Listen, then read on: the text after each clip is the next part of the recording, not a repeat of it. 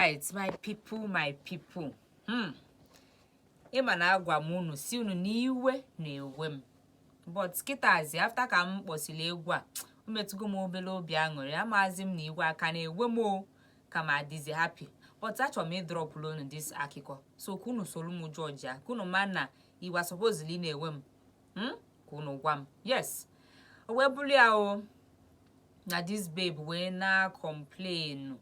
Imago babe as ni ezuchali ya oso welofo malicha nwa ikolobia imago ndị a na-abụ fame ife na masịa mana entize ụmụ agbọghọbịa welu entize onye nke a jidie digesi na ya ga-anụ ya fa wee kwekọrịta imago bịa nwe mmanya kụọ aka mee the first ones mesịa ndị nke sie oluzie na ịgba nkwụ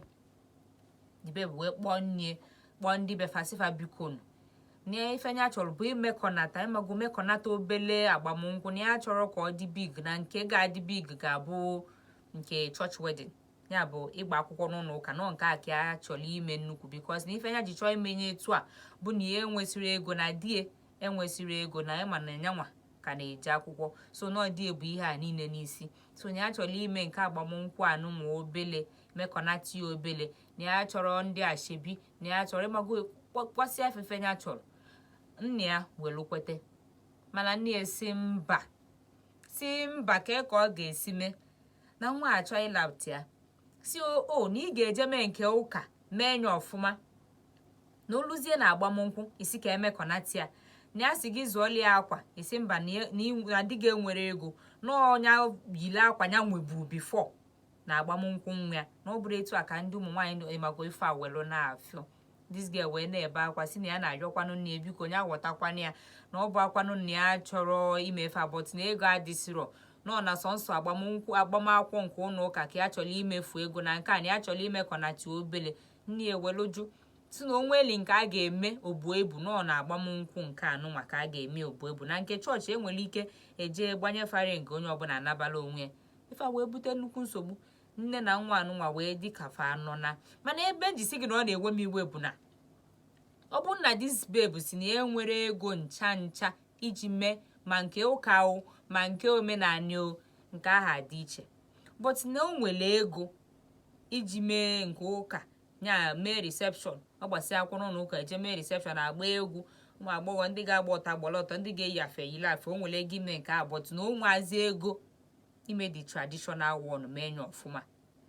asị akwa m na ịmago onye chọọ ime efe ya gbuo onwe ọ na nne dị right fa supposedly ekpi akpa because somebody say ka ife nne na-eweta ka ife o tinye na the thing na ọkwa the girls na ọdị na-eme everything